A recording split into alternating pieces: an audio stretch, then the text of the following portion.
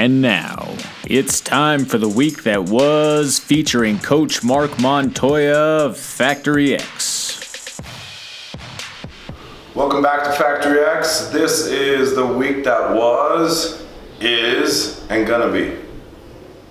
All right, so let's get right into it. We had UFC Greenville, and that was a spectacular card. Obviously, things we're gonna touch today are going to be that main event, Korean Zombie versus the up-and-comer Moicano. We're also gonna touch Paulie versus Artem. That was interesting. And we'll look at a little bit of the Minnesota card, UFC Minnesota card here this week.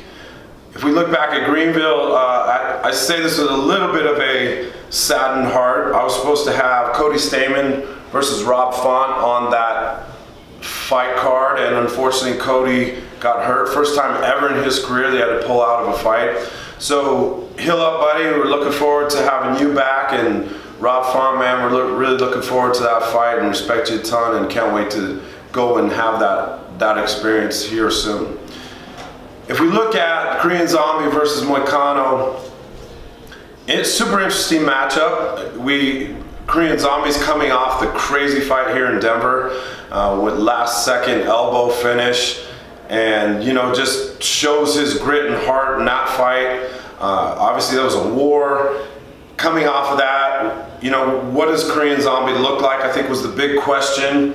Moicano is one of the fighters that I've looked at for a while now, coming up and been super impressed, all the way from the Jeremy Stephens fight to what he's done all the way through that piece, and then coming into, hey, we're gonna fight Korean Zombie.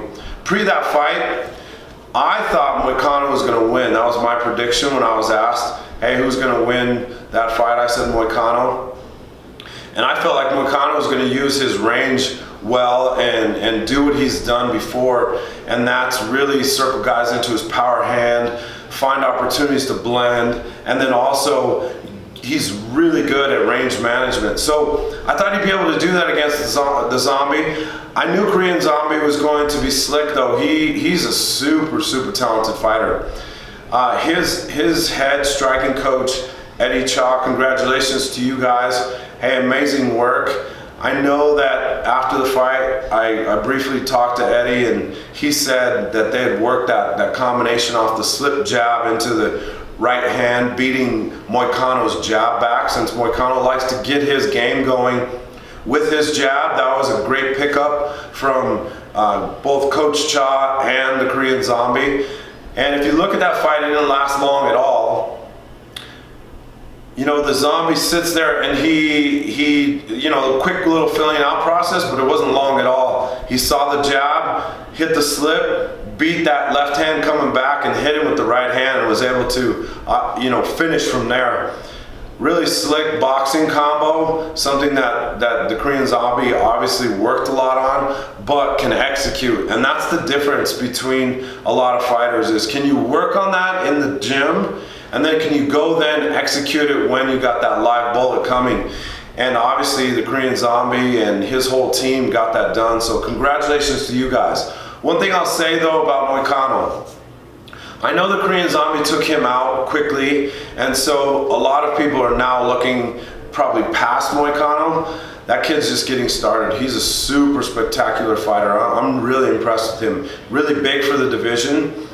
Super talented everywhere, can mix and blend well, and uses his range exceptionally well. So don't doubt him, don't count him out, because I promise you he'll be back, and he'll be back with a vengeance.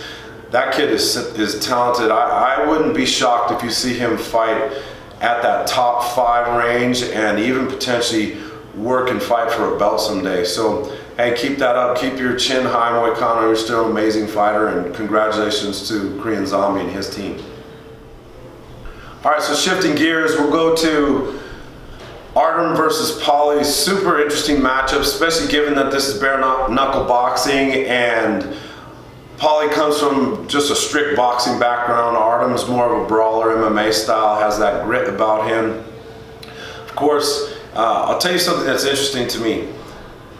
This is controversial, but you can't tell me that you don't agree with me. So I know what Conor McGregor did and the whole thing with Khabib and the whole Artem thing, that he was absolutely out of line for throwing the chair and doing all that stuff, especially the people that weren't involved and that whole thing. And that was an unfortunate circumstance. But tell me this, who the hell doesn't want to have a friend like Conor McGregor, where your buddy with Conor McGregor, you get your ass picked on by someone like Khabib, and then Conor is like, listen bitches, I'm gonna fly my ass and our crew to come defend you in my honor, my buddy.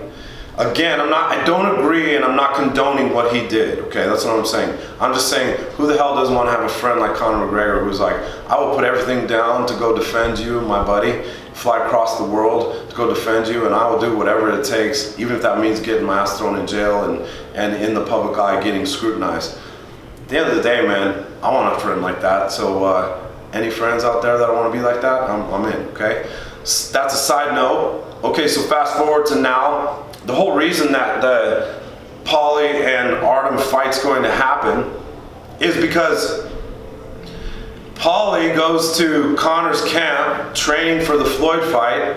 They get in this whole scuffle about, what it was like training, and that's always an interesting discussion because most of the time what happens in the training room is to stay there. I don't know all the circumstances behind that, but I do know that stuff leaked. Paulie got his feelings hurt, Conor was defending himself, his team, the whole thing. Okay, great. So now Artem's like, okay, I'll fight Paulie, but not only am I gonna fight him, but I'm gonna do it in bare knuckle boxing, which is always, that whole thing is interesting as hell, the whole bare knuckle boxing thing. Then, if you look at it on paper, you're like, okay, they're just boxing, so Paulie should probably win this fight. I actually called out this second fight that I'm talking about today that I thought a person would win, and I was wrong. So don't listen to me when it comes to your actual dinero that you make, because you'll be losing if you listen to me. When it comes to fight picks, especially last week. With that said though, these two fight, close decision. Artem's controlling the ring, throwing more power, which everyone predicted.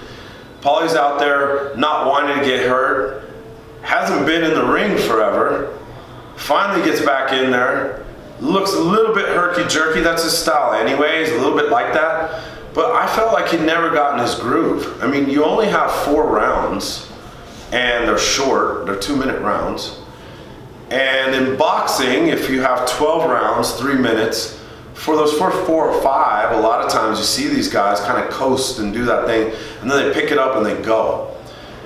I think they underestimated the time. I don't think necessarily Artem beat them. I think they got beat by the clock, and they got beat by the short amount of rounds, because ultimately Paulie's a better boxer than Artem. But Artem understands cage control, because even though they're in the ring, he understands that whole ring control, cage control, and he's in there and he's pressing the action like you would in MMA. He's got that grit about him, and one of the things you saw in that fight is Paulie's camp was petrified to be in the clinch with Artem and let him go one-arm tie clinch and go to work there. They didn't want that at all. So he did a really good job, Paulie did, when anytime they tie up, he goes and he does the typical boxer tie up, never allows his ear to go away from Artem's ear, which doesn't give him the option to punch him, and then he sits there and either overhooks or underhooks or 50-50 and sits there tight ear to ear, never giving him the ability to go tie clinch or punch. So really good strategy on their part, close decision, interesting matchup. Again, who the hell doesn't want Conor McGregor to be their friend? Go out there and defend your buddy like that. Amazing. Congratulations to Artem. Paulie, I think you just ran out of time, bro. All right, so let's finish. So this week we have UFC in Minnesota. We will be there with Maurice Greene. He's taking on a super tough opponent, Junior Albini. Looking forward to that fight a lot. Had the opportunity to train with the 6'7" heavyweight Mo. That's what we call him. The kid's talented. He's got great movement. He's really dynamic for his size. Moves like a 55er.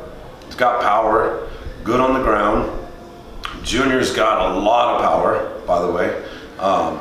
Big lower half, looks for single big shots, brown belt in jiu-jitsu. Hey man, this is a tough matchup for both sides.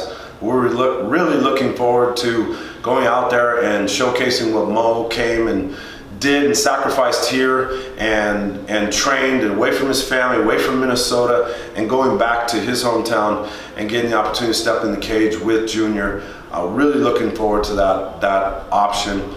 Really good card. We'll discuss that card, dissect that card next week, talk about the experience that we had there, come back with another W, bring it back to the Factory X. One of the things I want to tell you though, to finish, is I hate when people have plan B. A plan B can't exist. Plan B means that you're afraid to fail. So in my opinion, and I know I'm digressing from this whole week that was or whatever, but I want to leave you with this. Don't look for the safety net. When you have no safety net, you succeed. And plan B only gives you a reason to be 50-50, 1 foot in, 1 foot out. Anytime you go 100 feet, when you go 2 feet in and 100% in, there is no plan B. You have to decide to make it. And when your back's against the wall, you always go out there and you do that kind of stuff. And that's what life's about, taking risks, not being afraid to fail, because it's okay. Failure is good. We can learn from all that stuff. And when you do that, ultimately you win. And when you win, you learn. And when you lose, you learn. And it doesn't matter. So listen, guys, get rid of the stupid plan B. Take the safety net away. Go take chances. Dare to fail. And listen, guys, you will go out there and be successful. I trust in all of you. I believe in all of you guys. Continue to believe in yourself. And we are signing off here for the week that was at Factory X.